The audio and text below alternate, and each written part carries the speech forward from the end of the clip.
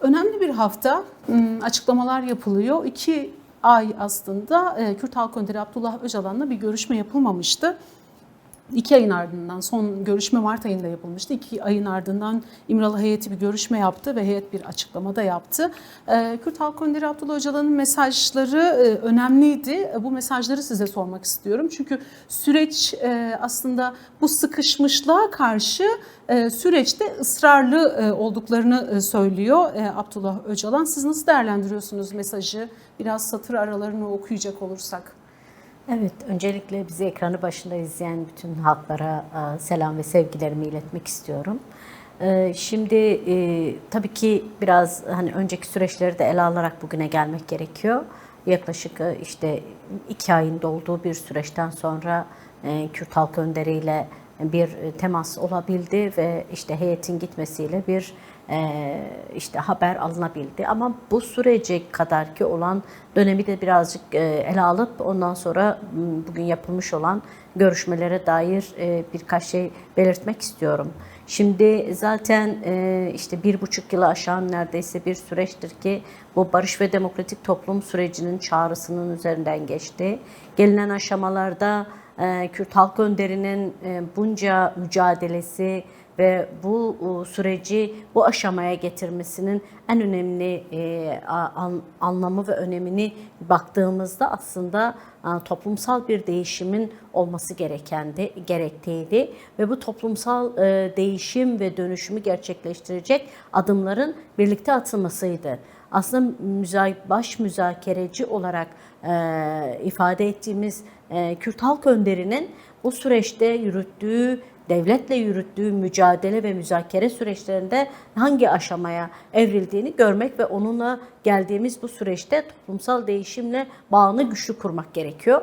Bu nedenle barış ve demokratik toplum süreci üzerinden değerlendirdiğimizde geçmişte yapmış olduğu manifestoda ve görüşmelerle ve daha önceki savunmalarda yapmış olduğu ifadelerin aslında bugün ne kadar pratikleştiğini görebiliyoruz. O dönemin öngörüleri, o dönemi okumaları, o dönemde ulusal ve uluslararası konjektürü çok güçlü bir şekilde değerlendirmesinin aslında bugün pratikleştiği bir hali görebiliyoruz. Çünkü geldiğimiz noktada sadece Türkiye veya Kürt sorununun demokratik bir çözümünün ötesinde Orta Doğu'da ve dünyada değişen dengelerin de buna nasıl etki ettiğini ifade eden bir yerden hareket ediyoruz. Bu kadar muazzam bir öngörü, muazzam bir deneyim ve tecrübenin getirdiği bir aşamada sadece siz 2 ayda bir heyetin gidip gelmesiyle bu sorunu çözemezsiniz.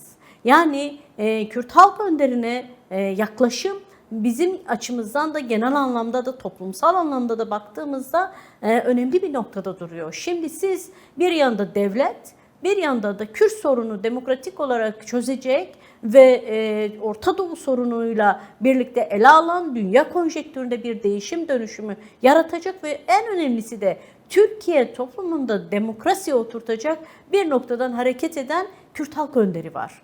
Ve siz Kürt Halk Önderi'nin bir muhatap olarak gördünüz ve artık Kürt sorununun demokratik yöntemle çözülmesine karar verdiniz anlamına geliyor. Çünkü Kürt sorunun demokratik yöntemle çözecek muhatabını kendileri belirledi ve Sayın Öcalan olduğunu ifade etti. Ve devlette, iktidarda, bütün dünyada gördü ki evet bu sorunu çözecek tek muhatabın Kürt Halk Önderi olduğu görüldü. Ve bu görünmeyle birlikte devletin atacağı adımı yani önemseyen bir noktada ele almamız gerekirken şu ana kadar tek taraflı bir gelişme kaydedildi. Ve bu gelişmelerde zaten biliyorsunuz işte ben çok oralara girmeyeceğim. Herkes toplum biliyor.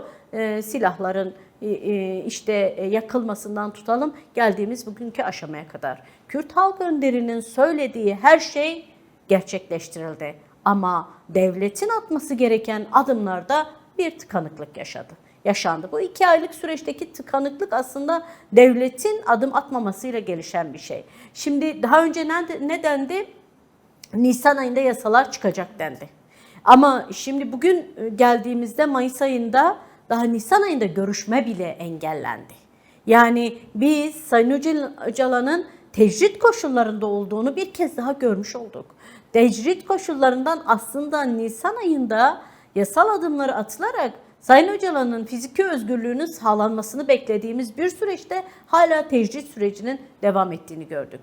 Bu şekilde sorunun çözülemeyeceğini görmek gerekiyor. Öncelikle o yüzden muhatapları iyi belirlemek, statüyü iyi ortaya koymak ve bununla birlikte çözümü de ona göre belirlemek çok daha önemli olacaktır. Muhatap belli, Sayın Öcalan'dır ve muhatap olarak gördüğünüz kişinin fiziki özgürlüğünü sağlamak zorundasınız.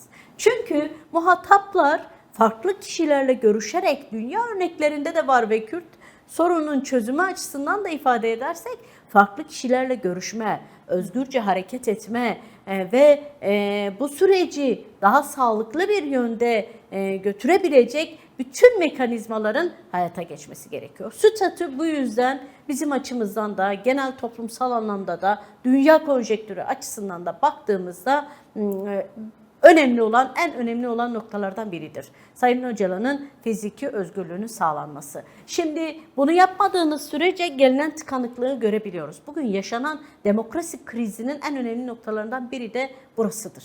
Çünkü toplumsal hareketlilik, yani toplumun bize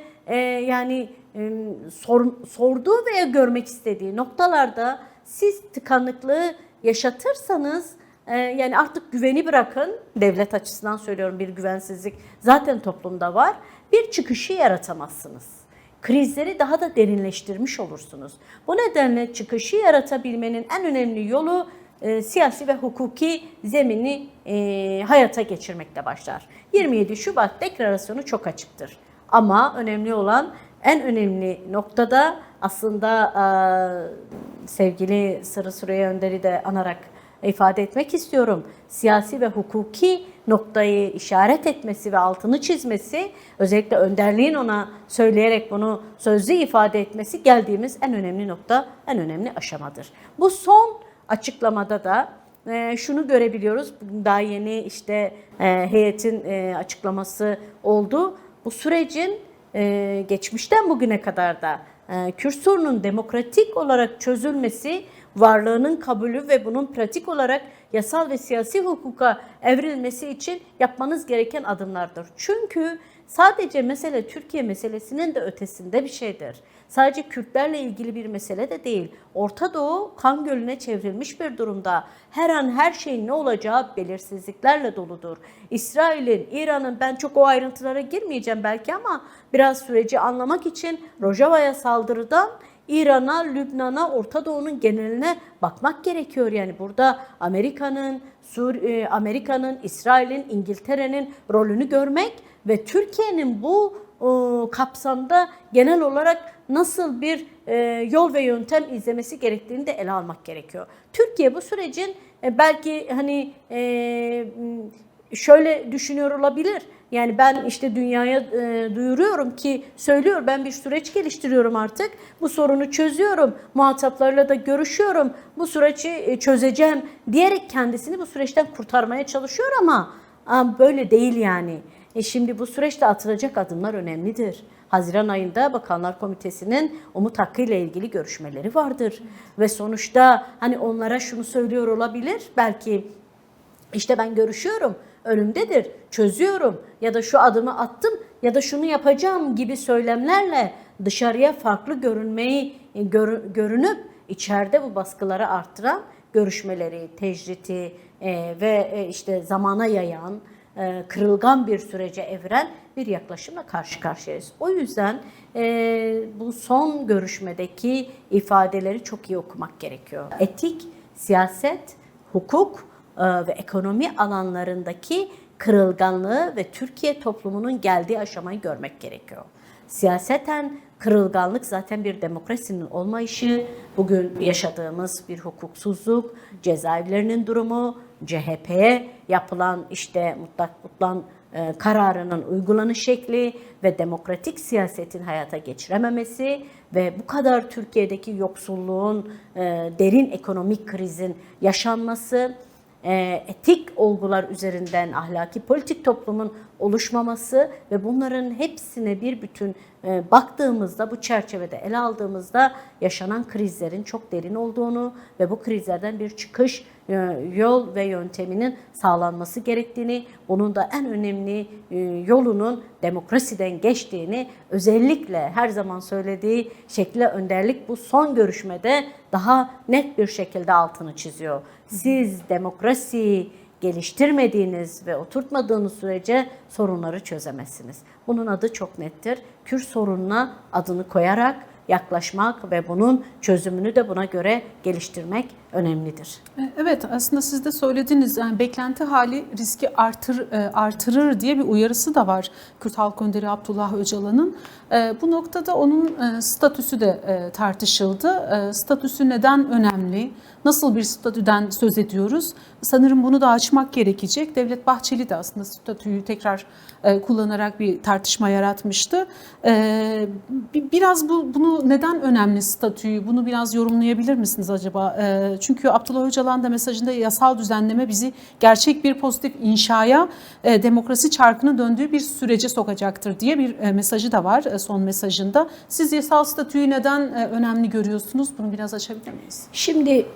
Şimdi siz fiili olarak bazı şeyler yapabilirsiniz. Geçmişte de oldu, yapıldı ve bunun sonuçlarını da gördük, çok net olarak gördük ve önderlik bunu daha önceki süreçlerde de ifade etmişti. 13-15 süreçlerinden tutalım, daha 2013-15 süreçlerinden tutalım, bugün de tekrar ifade etti. Siz bir şeyi yasal olarak hukuki bir zemine yediremezseniz yarın öbür gün bunun işte norm içi ve norm dışı devletin ne yapacağının belli olmayacağını ifade etti. Şimdi siz bazı şeyleri görmek ve kabul etmek zorundasınız. Kürt sorunun adını koymak zorundasınız. Şimdi Bahçeli açıklamalarını görüyoruz. Tabii ki önemli açıklamaları da oldu. Ama bu sondaki yapmış olduğu açıklamalar içerisinde bazı noktalara baktığımızda Kürt sorunu görmezden gelen ve çözümün adını koymayan bir yaklaşımla ele aldık. Siz dilini, bakış açısını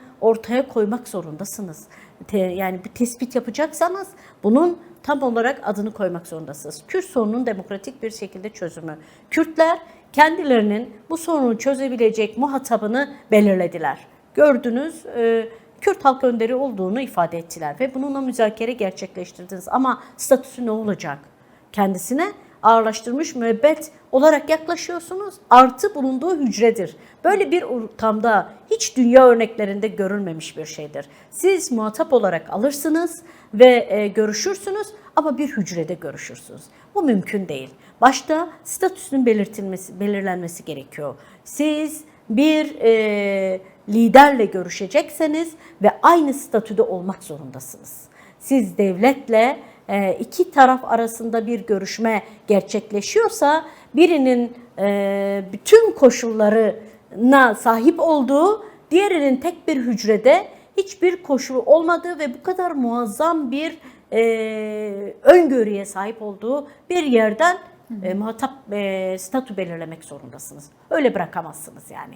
Statüsünü belirlemek demek aslında Kürt sorununun çözümünün adını koymak demektir. Bu nedenle yani hem fiziki olarak özgürlüğünü sağlamak ve onun da görüşmek istediği birçok alanla görüşmesini sağlayabilmektir. Şimdi bir sorun var, sorunu çözüyorsunuz, sorunun adını koymak zorundasınız. Muhatabı kimdir? Önderliktir. O zaman onun statüsünü de yasal statüye, yasal bir mekanizmaya kavuşturmak zorundasınız. Bu nedenle yasal olarak hukuki bir gelişmeye ihtiyaç vardır. Hukuksal olarak adını koyacaksınız ve bir fiziki özgürlüğünü sağlayacaksınız. Bu umut hakkı açısından da bu geçerlidir. Zaten umut hakkının ahim kararlarına uyması en önemli noktalardan biridir. Siz umut hakkını yasal bir statüye kavuşturduğunuz çerçevede zaten statüyü de belirlemiş olacaksınız. O statüyle birlikte Kürt sorununun adını koymuş ve bu sorunun çözüm yol ve yöntemlerini hayata geçirmiş olacaksınız. Bu anlamda çok önemlidir. Şimdi bazı argümanlar ve bazı konuşmalar gerçekleşiyor. Bunlara dikkat etmek gerekiyor. Yani mesela işte Bahçeli'nin işte gelsin mecliste konuşsun ifadesi önemliydi tabii ki. Yani özgürleşmesi, rahat siyaset yapabilme mekanizmasının korunması, ama bu son açıklamasında siyaseti getirip dar bir noktaya kavuşturarak işte yasal bazı çerçeveler yapılsın ama hukuki olarak olunan şeyler, ben hani tam belki ifade anlamda söylemiyorum ama anlam olarak ifade ediyorum. Siz muhatapları bu siyasetin dışında tutamazsınız. Siz siyasetin demokratikleşmesi açısından işte hem gerillanın gelip siyaset yapabileceği bir mekanizmayı oluşturmak zorundasınız. Siz bunu oluşturmadığınız sürece araya kategorize edecek bazı şeyler koyarsanız bu sorunu zaten çözemezsiniz. Bu nedenle başta bunu mekanizmasını oluşturmak gerekiyor. O yüzden statünün bu kadar önemli olduğunu, siyasi ve hukuki gelişmelerin ve yasallaşmanın demokrasi açısından da bir elzem olduğunu görmek gerekiyor. Demokrasiyi oturtmak istiyorsanız, demokratik bir siyaseti hayata geçirmek istiyorsanız o zaman yasal adımlarını atmak zorundasınız. Bu anlamda çok önemli. Ama bunu çarpıtmadan, ama bunun pratik adımlarını gösterebilecek şekilde hayata geçirmelisiniz. Ahim kararlarına uymak zorundasınız. Siz cezaevinde bu kadar insanları cezaevinde hukuksuz bir şekilde keyfi uygulamalarla maruz bırakamazsınız. Ve daralan, tıkanan noktalarda da hukuki ve yasal alanları açmakla ancak demokrasiyi gerçekleştirebilirsiniz. Bu anlamda önemli. Bunlara dikkat etmek gerektiğini ifade ediyorum. Bu konuşmaların ifadesi de bu şekilde, ama aynı zamanda biz devlete bazen hani yapması gerekenleri hatırlatıyoruz ama kendi açımızdan da her anlamda, tüm toplumsal anlamda da baktığımızda bazı şeyleri gerçekten ortaya koymak gerekiyor. Bugünkü aslında açıklamada da çok net görüyoruz. İktidarın iki ortağı, evet, bir taraftan sürekli açıklamalar yapılıyor ilk günden beri. MHP kanadından açıklamalar yapılıyor ama iktidar kanadından sürekli sürecin sürdüğüne dair sadece açıklamalar yapılıyor. Herhangi bir detay yok. Toplumun içini rahatlatacak, yani bu beklenti halini sona erdirecek herhangi bir somut adım yok zaten. Bu yönde bir açıklama da yok. Bazen birbirini tamamlamayan açıklamalar da yapıyorlar.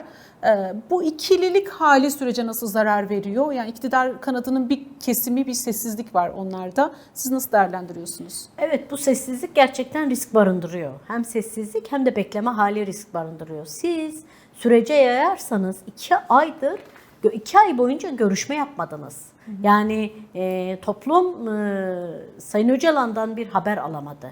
Siz böyle bunlar hepsi risktir. Çünkü bu tür durumlar çatışma çözüm süreçlerinde de, barış süreçlerinde de, dünya örneklerinde de olduğu gibi burada da kendisini gösteriyor. Siz ne kadar zamana yayarsanız o kadar riskler barındırır. Siz ne kadar beklemeli bir hal oluşturursanız o kadar kırılganlık oluşur. Ki bu söylenen bu son önderliğin ifadeleri de bunu çok net ortaya koyuyor.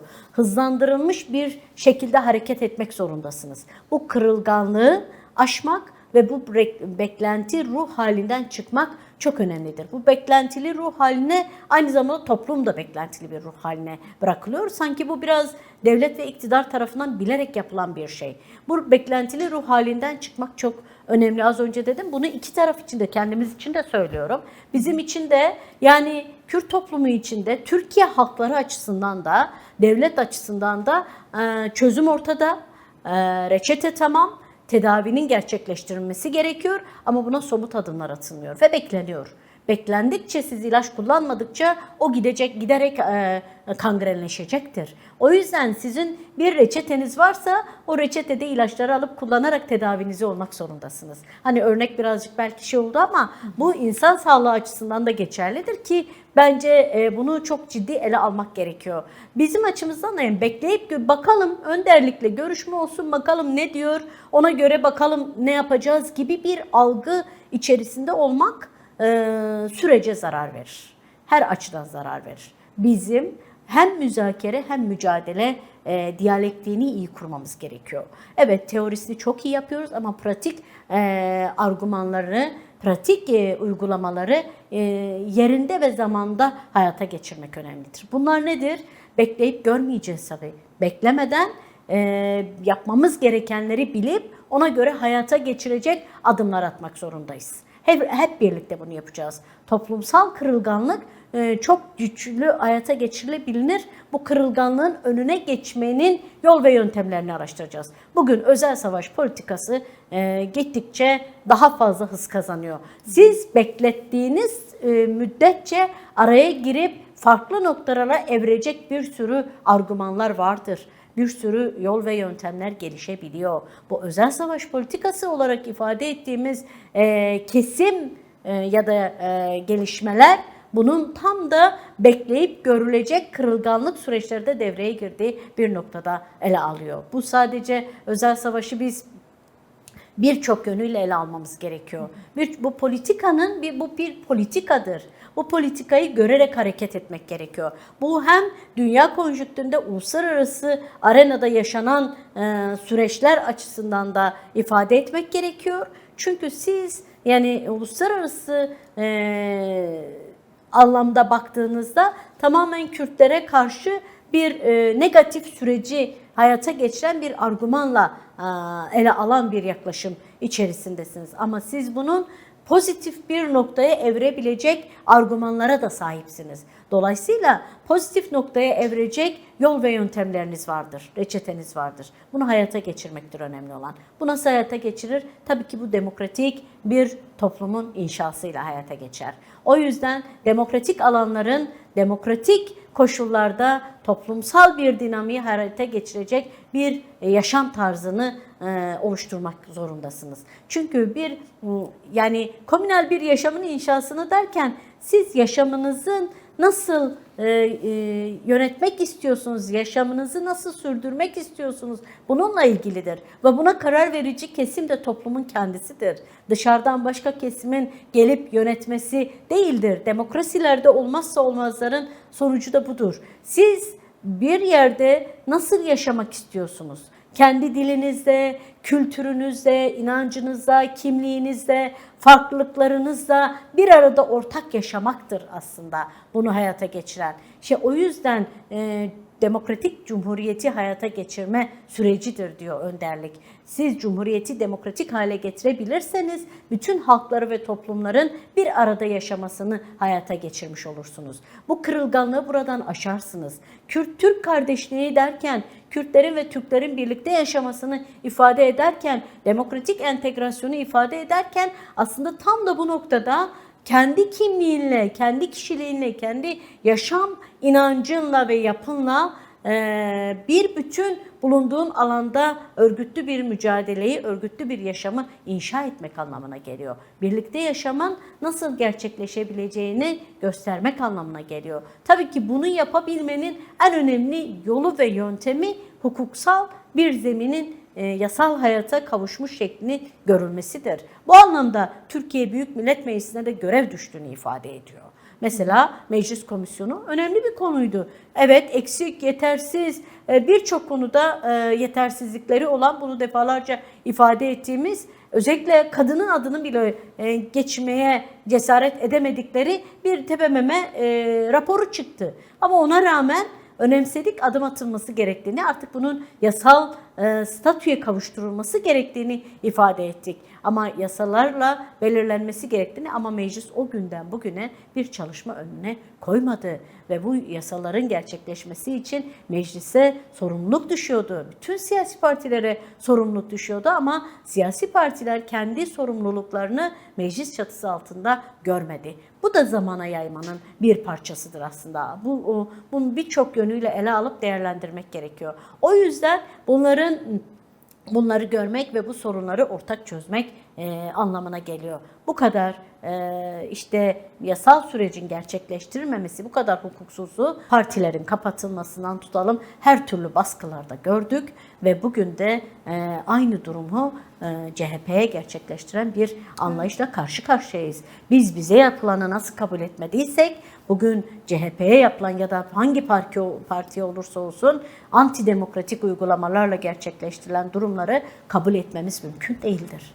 Ve siz bu süreçle, bu yaşanan siyasi darbelerle iç içe tartışmak zorundasınız. Şimdi bir yandan süreci yürütüyorum deyip bir yandan ana muhalefet partisine bir darbe uyguluyorsanız sürecin de akabete uğrama durumu söz konusudur. Bunu birbiriyle iyi değerlendirmek ve iyi çözümlemek gerekiyor. O nedenle biz Türkiye'de bu kadar yıllık 100 yıllık bir Kürt'ün inkarı, imhası ve asimilasyonu söz konusuydu ve bugün artık Kürt'ün varlığı tartışıldığı bir noktada CHP'nin, yani artık Cumhuriyet'in demokratikleşmesi gerektiğini tartıştığımız bir süreçte siz ana muhalefet partisine bir işte mutlak bir baskı unsuru olarak birbiriyle çatışan, hatta işte kendi iç çatışmasının dışında bir müdahaleyle bir işte yasa olarak ifade ettiğiniz ama hukukun ne aşamada olduğunu gördüğümüz bir noktada bir baskı unsuru olarak kullanıyorsanız bunu kabul etmek mümkün değildir. Burada bir demokrasi çıkmaz. İşte önderliğin en çok ifade ettiği noktalardan biri demokrasidir. Demokrasi kültürünün ve demokrasinin yaşam bulmadığı bir yerde her türlü baskıya açık bir noktayla karşı karşıya kalmış olursunuz diyebilirim. Evet, burada bir ara başlık da açmak istiyorum aslında. Evet, biz yasalar diyoruz. Gerekli yasalar çıkarılmalı. Demokrasi için, yeni bir inşa için bu yasalar çıkarılmalı ama mesela cezaevlerine dönüp baktığımızda hasta tutsaklar var. Yaşı ilerlemiş tutsaklar var. Yani bu o ağır koşullarda hastalıkları daha da ağırlaşıyor ancak serbest bırakılmıyor. Yani burada yeni bir yasaya da ihtiyaç duyulmadan hepsinin serbest bırakılması gerekirken hala ısrarla içeride tutuluyor. Yine infazı yakılan hasta tutsaklarla ilgili birçok haber okuduk bu hafta boyunca. 30 yıldır, 33 yıldır cezaevinde hala pişmanlık dayatmasıyla karşı karşıya kalıyorlar. Bunca yıldan sonra nasıl okumak, nasıl değerlendirmek lazım? Yani bunu da süreç içerisinde biraz değerlendirmenizi isteyeceğim. Şimdi zaten en büyük sorunlardan biri de bu. Toplum belli bir süreçte evet işte önderliğin yapmış olduğu bu kadar mücadeleyle belli bir noktaya geldi. Önemli bir noktaya evrildi. Bu 1,5 yılı böyle görmek gerekiyor. Ama devletin aslında hani böyle yasa yapmadan da, yeni bir yasaya ihtiyaç duymadan da yapması gerekenler vardır. Şimdi keyfi uygulamalar hayata geçince toplumda kırılma, inançsızlık, ben bunu sadece Kürt halkı için söylemiyorum. Tüm toplum açısından söylüyorum. Türkiye toplumu açısından da söylüyorum. Bir güvensizlik sorunu yaşayan bir sürece evriyor. Devlete güvensizlik sorunu yaşıyor. Şimdi soruyor, yani insanlar soruyor, siz ne kadar güveniyorsunuz? İşte hala tutuklular cezaevinde, hala siyasetçiler cezaevinde, hala çıkması gereken, normalde süresi bitmiş, 34 yıldır cezaevinde, 30 yıldan sonra çıkması gerekirken hala keyfi uygulamalarla cezaevinde tutulan hasta tutsaklardan tutalım birçok arkadaşımızın çıkması gerekiyor. İşte bunun için özel bir yasaya bile ihtiyaç yoktur. Var olan yasayı uygulaması gerekiyor. Türkiye'de demokrasinin olmadığı en önemli noktalardan biri de bunun hayata geçmediğidir. Bu çok net ortaya çıkıyor. Zaten Türkiye'de bir demokrasi olmuş olsaydı bu kadar insan cezaevinde olmamış olurdu. En büyük sorunlarımızdan biri de budur. Bunların çıkması gerekiyor. Onlar için özel bir yasaya ihtiyaç yoktur. Bunu görmek ve bundan eğer siz bu toplumdaki kırılganlığı ya da siz uluslararası arenada biz işte bir çözüm süreci başlatmışız, biz görüşüyoruz, biz çözüyoruz diyorsanız o zaman buyurun buradan adım atın. Yani cezaevlerini boşaltın. Siyasi tutsakların cezaevinden çıkması için herhangi bir uygulama yapmanıza gerek yok. Sadece kendi yasalarınızı uygulayın. Ahim yasalarını uygulayın. Bugün siyasetçiler hala yıllardır cezaevinde ve var olan bu yasayı uygulayın denir ki kadınlar bu konuda çok net ifade ediyor. Biliyorsunuz zaten TBMM'de ilk görüşmeler, yani kadınlar açısından Barışa İhtiyacım Var Kadın İnisiyatifi TBMM'ye bir rapor sundu ve oradaki görüşmelerini ifade etti. Bugün yine bu şekilde yasaların hadi adım at adı altında, uygula adı altında bunları tekrar hatırlatıyor. En önemli noktalardan birisi bu. Kayyum süreci tabii ki çok önemli. Özel bir şey yapmana gerek yok. Sen var olan işte bir KYK'yla bir kanun hükmünde kararname çıkartarak belli bir yasaya evirdiğini ifade ettiğin bir süreçte hadi onu geri çek. Geri çek ve kayyumları bitir. belediyelerde seçilen belediye eş başkanları yeniden görevlerine başlasın. Bunun için illa bir yasa çıkarmana gerek yok. Bunu gerçekleştirebilirsin. Bunların hepsini tekrardan hatırlatmakta ve yapması için mücadele etmek gerekiyor. Sadece hatırlatmak yetmiyor.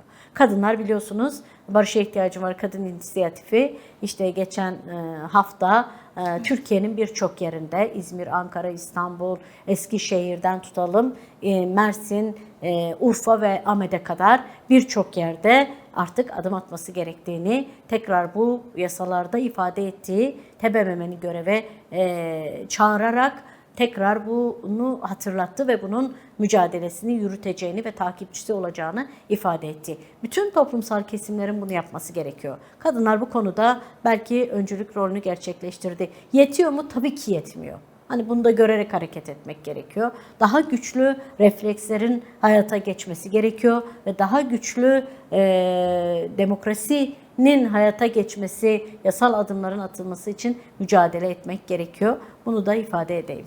Evet, hareket yönetiminin de açıklaması oldu. O da önemli bir açıklamaydı. Pozitif aşama vurgusu ve özgürlük yasaları vurgusu vardı ve yine AKP, MHP iktidarına da çağrı yapıyordu adım atmaları yönünde. Kadınlar nasıl değerlendiriyor bu açıklamayı diye size sormak isterim. Çünkü taraflardan bahsediyoruz. Aslında siz de başta söylediniz. Aslında yapılan bütün çağrılara uyan, uygulayan ve ivedilikle aslında bunları gerçekleştiren bir taraftan söz ediyoruz hareket yönetiminden. Siz nasıl değerlendiriyorsunuz bu aşamayı? Şimdi tabii ki özgürlük yasaları neden önemli bu noktada aslında? Tabii ki önemli olan noktalardan biri de bu. Yani bir özgürlük yasalarının hayata geçmesi, barış yasalarının hayata geçmesi gereken bir nokta. Çünkü siz bunu hayata geçirirseniz, zaten öyle bir yasa çıkartırsanız herkesin demokratik siyaset yapma hakkını ve özgürlüğünü kabul etmişsiniz anlamına gelecektir. Ve bu sadece bu aynı zamanda Türkiye'nin demokratikleşmesi açısından önemlidir. Yani onun için siz barış ve özgürlük yasalarını çıkartıp ona göre bir çözüm geliştirmeyi önünüze hedef koyarsanız, bu yasaları çıkartırsanız o zaman bu baskılardan arınmış, hukuksuzlukları bertaraf etmiş, önemli çözümleri hayata geçirmiş ve herkesin siyaset yapma hakkını tanımış olacaksınız. Dolayısıyla önemli olan nokta budur. Silahlardan arınmadaki en önemli nokta budur. Silahları bırakıp ama silahları yakıp ne olacak? Yani silahlı mücadele niye hayata geçti? Bunları tekrarlamak istemiyorum ama silahları bırakmanın önemli koşullarından biri de siyaset yapma özgürlüğünün oluşmasını sağlamaktır. Siz barış yasaları ve özgürlük yasalarını hayata geçiremezseniz silah bırakmışları, yani bugün cezaevinde olanları bırakmıyorsanız yarın silah bırakmış buraya gelmiş kişilerin nasıl gelebileceğini soru işaretini bütün halkın, bütün yurttaşın kafasında olduğunu bilmeniz gerekiyor. Dolayısıyla siz öncelikle bir özgürlük yasaları, barış yasaları herkese, Türkiye'de yaşayan herkesin özellikle demokratik siyaset yapma hakkını gerçekleştirirseniz o zaman zaten bir demokrasiden bahsedebilirsiniz. Barış yasalarının en önemli noktaları, özgürlük yasalarının en önemli noktasıdır. Ama siz ayrıştırırsanız, kategorileştirirseniz o zaman bundan bahsetmek mümkün değildir. Onun için siz öncelikli olarak bu barış yasalarını hayata geçirmeniz gerekiyor. Eğer ki siz bunca yıllık bir sorunu, Kürt sorunun adını koyarak bunun çözümü için adım atıyoruz ve bunun için bir müzakere yürütüyoruz diyorsanız o zaman bunun barış ve özgürlük yasalarını çıkartmak zorundasınız. Ki herkes burada siyaset yapabilsin. Herkes demokratik siyaset yapmak için zaten, Kürt sorunun demokratik çözümü için zaten bu mücadele yürütüldü. Kürtlerin varlığını kabul edip bu varlığının aynı zamanda kendi özgürlüğüyle hayata geçirebileceği imkanları sağlarsanız bu sorun çözülebilir. O yüzden yasalar çok önemlidir. Bu yasaların hayata geçirilmesi de zaten pratik adımın gerçekleşmesiyle sağlanacaktır. Bu amaçla biz kadınlar olarak, TEJE olarak Ve Türkiye'deki kadın örgütleri ve dünya kadın örgütleri açısından da baktığımızda en önemli noktalardan biri bunun hayata geçmesidir. Ve bunun örnekleri de vardır. Dünya örnekleri de vardır ve bu dünya örneklerini de biz Barışa İhtiyacım Var kadın inisiyatifi olarak da ifade ediyoruz ve bunun takipçisi olacağımızı da söyledik. TJ olarak da bunu ifade ediyoruz.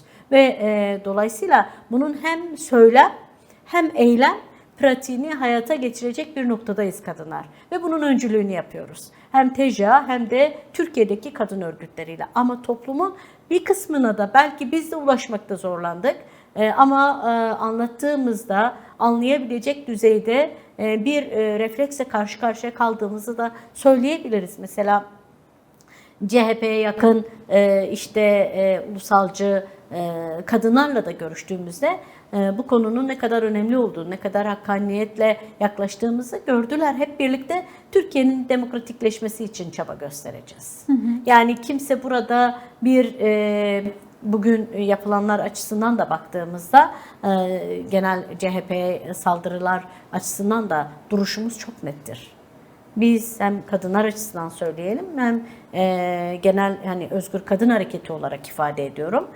Çünkü biz sadece Kürt kadınları olarak kendimizi ifade etmiyoruz. Biz bu ülkede yaşayan tüm kadınların sorunlarını ve tüm sorunları çözme iddiasında olan bir hareketiz TJ olarak. Bu nedenle biz görüştüğümüz bütün kadın örgütleriyle ve temas kurduğumuz bütün platform ve alanlarla bunu çok net ifade ediyoruz.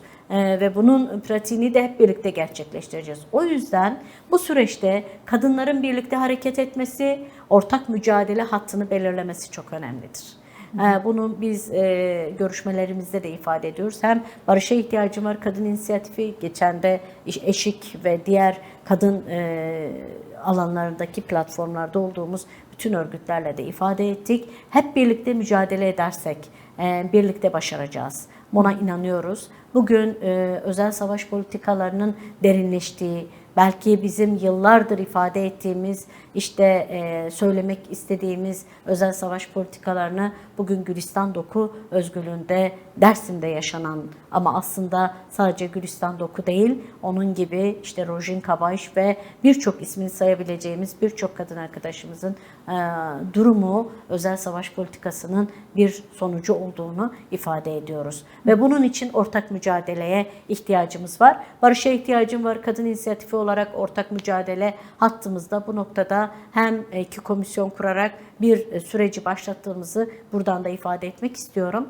Birincisi Gülistan Doku şahsında 6-7'sinde Dersim'de olacağız. Özel savaş politikalarıyla birlikte yaşanan tüm sorunları, faili aslında bizim tarafımızdan failleri bilinen ama failleri bilinmemiş olarak gösterilen tüm sorunların açığa çıkması ve bununla yüzleşilmesi gerektiğini ifade eden ve cezasızlık politikasının ortadan kaldırılmasıyla birlikte bunu yapanların kim olursa olsun, ki biz hep söyledik, valisinden bakanına, rektöründen başhekimine, polisinden kolluğun bütün alanına kadar ifade edebiliriz. Üniformalı şiddet olarak ifade ettiğimiz özel savaş politikasını devletin üniformasını arkasına alarak gerçekleştirdiği bu sürece Türkiye'nin neresinde olursa olsun hep birlikte karşı çıkmak ve bunun mücadelesini yürütmek açısından böyle bir komisyon kurduk. İkinci komisyonumuzda az önce de bahsettim, açıklamalar yaptık. Devletin bizim yapabileceklerimizi kendi içimizde mücadelesini yürütmek, örgütlülüğümüzü gerçekleştirmek, barış yasalarının ve özgürlük yasalarının kadınlar açısından hayata geçirilmesini de sağlamak ve tüm toplumdaki bu değişim ve dönüşümü hayata geçirecek adımların atılması ve bizim meclise sunduğumuz Barışa İhtiyacım Var kadın inisiyatifi olarak sunduğumuz raporun arkasında durarak bunun hayata geçmesini sağlayacak mücadele adımlarını atmayı önümüzdeki süreçte de önümüze hedef olarak koyduk. Tabii TJA'nın da kendine özgü eylem, etkinlikleri ve mücadelesi vardır. Bir de zamanımız varsa ona da değineyim. Evet, aslında Sorunuz son yoksa. olarak mesajınızı almak isteyecektik. Son 5 Bir dakikamız. de önemli olan biliyorsunuz 9, 10, 11'de 9 ve 10 Haziran'da Bakanlar Komitesi'nin Umut Hakkı başta olmak üzere Türkiye'yi tekrar bu süreçte iyi değerlendirecek bir döneme giriyoruz. Aslında bunun artık bizim uluslararası düzeyde de bu konuda çalışmalarımız var. Sayın Öcalan'ın yani önderliğin aslında felsefesi, paradigması, manifestosu bir bütün sadece bugün Türkiye'de Kürtleri ilgilendiren bir noktadan değil, bugün Hindistan'dan tutun Amerika'ya kadar, Orta Doğu'dan tutun Avrupa'nın birçok ülkesine kadar gündemine alan ve onun perspektifini, savunmalarını, kadın mücadele tarihimizi genel anlamda ele alan ve önemsenen, bunun hayata geçmesini sağlayan, kendi bulundukları ülkelerde bunu nasıl yaşamsallaştırmasını bile düşünen ve Kürtlerin özgürleşmesi için mücadele yürüten dostlarımız var. Bunlar çok önemli ve oradaki bu mücadele de aynı zamanda devam ediyor diyebilirim. Aynı zamanda Orta Doğu'da Kürtlerin ulusal birliğinin sağlanması büyük bir elzemdir. Bir yandan Türkiye'de demokratik bir cumhuriyetin inşasını yapmak ve Türkiye'yi demokratik bir cumhuriyetle taşlandırmak hepimizin sorumluluğu olduğunu ifade ediyorum. Aynı zamanda Kürtlerin bu kadar parçalanmışlığının bir birlikle sonuçlanması için de bir noktaya evrilmesi, yani birlikte hareket etmesi de önemlidir.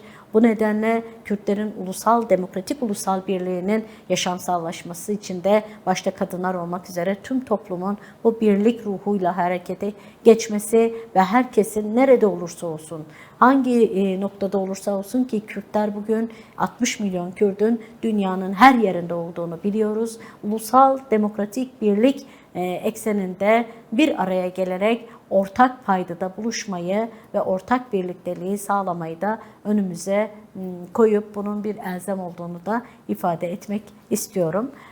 Buradan tekrar bütün kadınlara ve bu barış sürecinde sorumluluk alan bütün toplumsal kesimlerin aldıkları sorumluluğun ne kadar kıymetli olduğunu, bu süreçte zamanımızın çok az ama verimin ve bu sürecin yaşamsallaşması için sorumluluğumuzun çok daha büyük olduğunu ifade etmek istiyorum. Bu nedenle katkı sunan herkese teşekkür ediyorum. Size de başarılar diliyorum, teşekkür ediyorum. Aynı zamanda bütün halklarımızın bayramını da kutluyorum. Kimsenin kurban edilmediği, yaşamını yitirmediği bir sürece evrilmesini, barışla taşlanmasını arzuluyorum. Bunu ifade ederek bütün halkların bayramını da kutlamak istiyorum. Peki, biz de çok teşekkür ediyoruz Çağlar Demirel değerlendirmeleriniz için. Çok sağ olun.